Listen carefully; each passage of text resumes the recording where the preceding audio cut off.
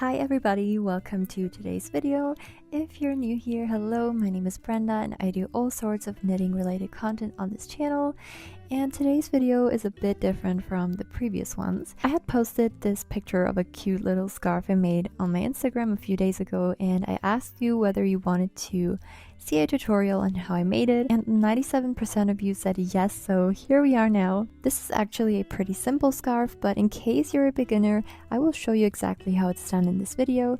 And let me tell you, this really looks more intimidating and complicated than it actually is. I used a combination of 3 different yarns, which happen to combine really nicely.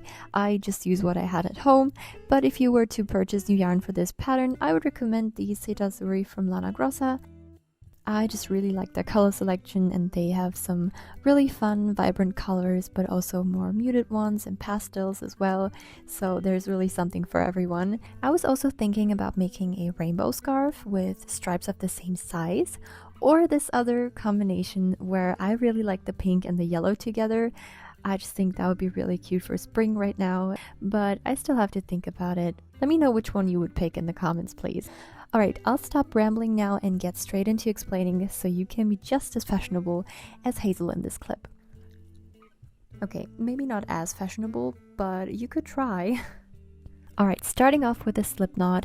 Now, the reason I called this the Judy Scarf is because of the casting on method, which is the Judy's Magic cast on. That's basically worked on circular needles. Make sure that your cord is at least 80 centimeters long.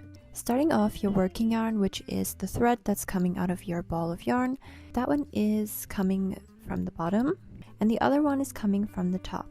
You should already have a slip knot on your top needle, and now we're casting on by wrapping the needles around our yarn. You want to cast on stitches on your lower and your upper needle by wrapping the needles around your yarn as shown in the video until you have 22 stitches on each needle. So 44 stitches in total. I personally prefer using the magic loop method, but you could totally do this on DPNs. If you don't know what I'm talking about, those are usually used to knit socks. So those are the 4 or 5 needles that are double pointed, so there's no cord in between them, but I just prefer the magic loop method that's also shown in the video, where you just pull out the needle on one side, work the stitches on the other needle, and repeat all over again. So yeah. When you're done casting on, you want to turn your work, hold it the way I'm holding it, pull out the lower needle and hold the working yarn at the top now, and you basically knit the stitches. Now this is your row number 1, just keep that in mind. And also make sure to pull a little bit tighter on the first stitch that you're knitting, because you want to create a smooth transition between row 1 and 2 on the sides, so there's no holes or anything like that. When you're done knitting one row, you just turn your work, slip the needle out and the other one back in, and you work your second row. I do find the second row to be a little bit trickier. I don't know what it is, but I think the stitches are probably somehow twisted, so just know that you did nothing wrong if your stitches are a little bit tighter. That's just the way it is.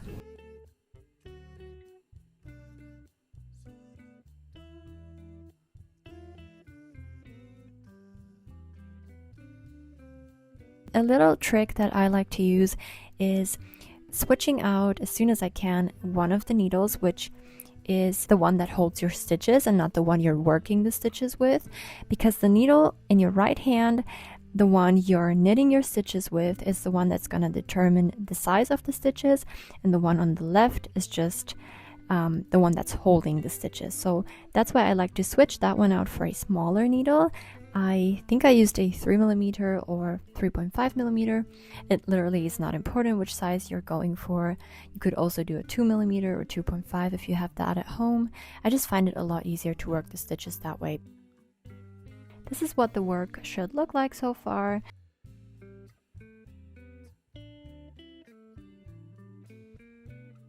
Another pro tip here is to take a stitch marker and just hang that on your stitch on row number 1, so that you know which side is the first one and which is the second one. You just know then on what side to cast off correctly in the end.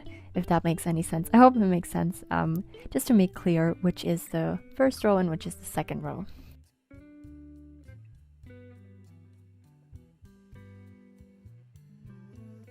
So I hope here you can kind of see what I was talking about earlier. You can really see on which side the marker is and which one is your first row, or like the first side that you're working, and which is the second one. Here I have already worked a big part of the scarf, and I hope you can see it a little bit better here. You basically just knit in the round, if that wasn't clear already.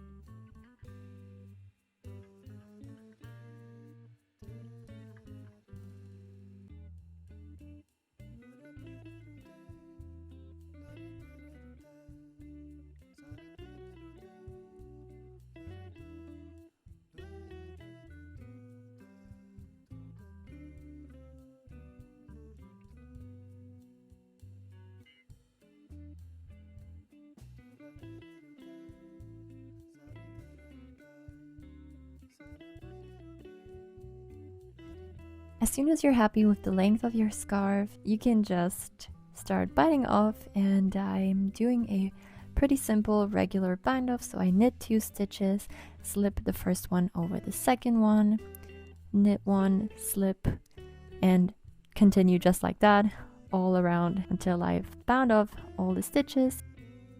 Be careful not to bind off too tight. That's just a little tip.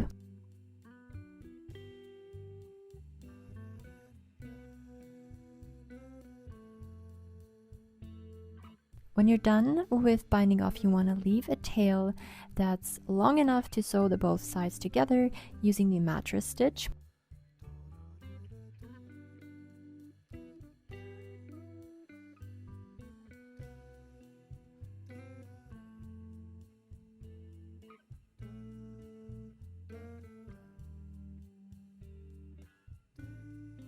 In case you haven't done it yet, now would be the right time to turn your work inside out so that you're facing the wrong side and weave in all your ends. Although I would recommend doing that while working the scarf, because if you're weaving in all those ends at last, it will be a lot.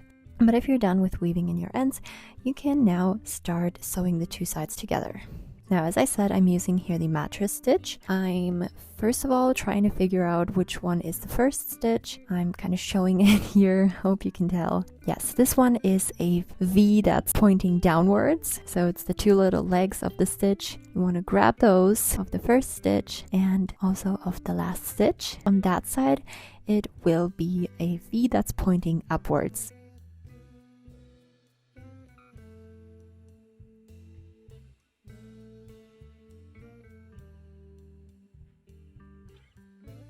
And you want to adjust your yarn in between a little bit so you get a clean edge.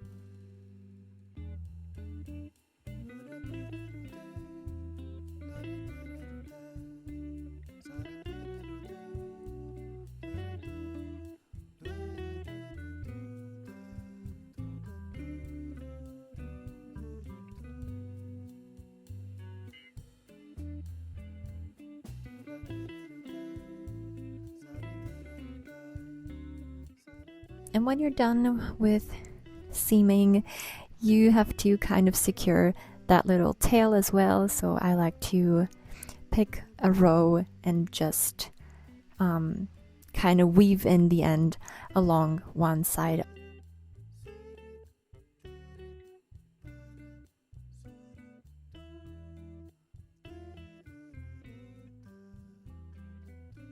Also, a quick tip in the end, I I was not super happy with the length of my scarf, so I ended up soaking it in water and stretching it like crazy, and it actually worked.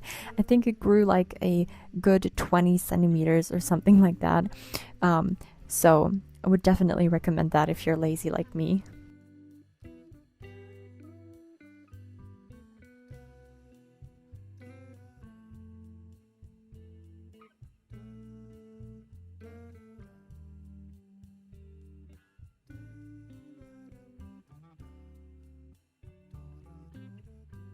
And this is what the edge looks like. It definitely doesn't look as clean as the cast on, but I think it's fine. You won't really be looking at that end. So, alright, and you're done. That was all for today's tutorial. I hope you liked this video. If you did, make sure to leave a thumbs up and maybe subscribe to this channel if you haven't already. And I will see you in the next one. Bye!